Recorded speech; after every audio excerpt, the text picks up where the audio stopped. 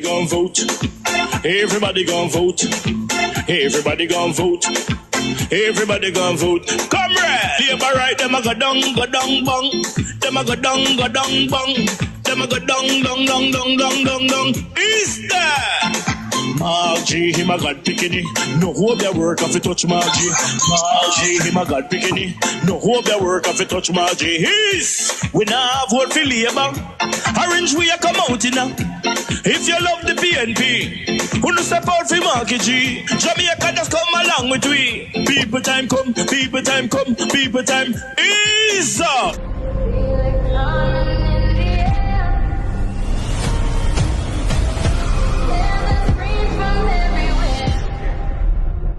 Only thing that's on my mind is who's gonna run this town tonight. Yeah, I say that we are. Pledge of allegiance. Who's gonna run this town tonight? Yeah, I say that we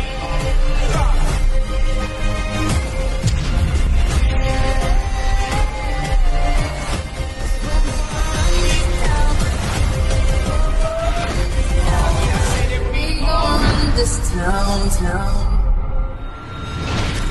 Yes, Evelyn Meikle had asked about the water crisis, and we know that this is a perennial problem, year-to-year problem in Jamaica, where many communities suffer during some of the months of the year where there is not much rainfall and water supply is low.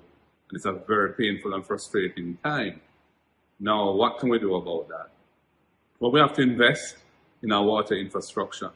We need to establish connections and linkages between the pumping stations, because there are parts of the island where there's more than enough water, and there are other parts which have none. And we need to be able to distribute the water across the island easily so that we can increase the supply available to everyone. And that's going to require some proper planning and investment to do it. Furthermore, we need to protect our environment. So over the medium to long term, we still have water in Jamaica that we can enjoy. And we've been blessed. We were the land of wood and water, but we have been very tardy in respecting our environment and protecting our watershed areas. Those are the areas where the trees and other vegetation grow in abundance and help to encourage the formation of water in the clouds and the rainfalls, and then it goes down into what's called the aquifer, which is the underground storage, natural storage of water, which then feeds through into the streams and rivers and provides us with ample water. We need to protect the watershed areas.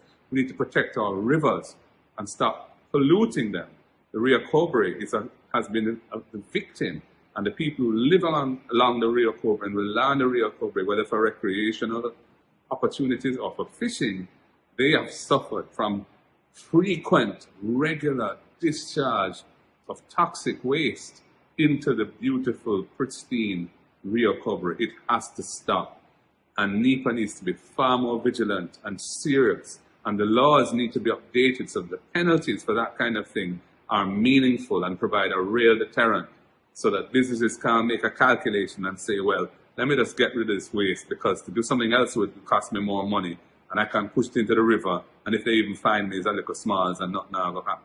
No, we need to really make change to that kind of behavior, so people will say, no, sir, I'll test that one. I'm going to dispose of my waste in an environmentally responsible way. The last point I'd make on this is to do with trucking of water. We know that every year there are many communities, rural and urban communities, where water supply is a real problem for the people. There needs to be proper planning and adequate provision in the budget each year so that those areas can be serviced by water being trucked to them.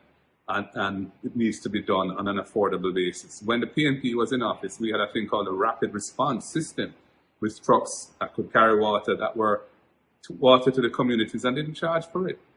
Now, we have to kind of go cap in hand quite often to the minister and beg him for an allocation so we can help our people. And that is not through a proper arrangement in terms of being budgeted in advance and available to all who need it, but rather it's being done on an ad hoc basis, on a one-on-one kind of thing, which is really not ideal. Although we're very grateful when the minister does give us some support so we can provide those, we can put those trucks in place and truck the water to people. That's not an ideal system. It needs to be done openly and transparently and fairly across the board.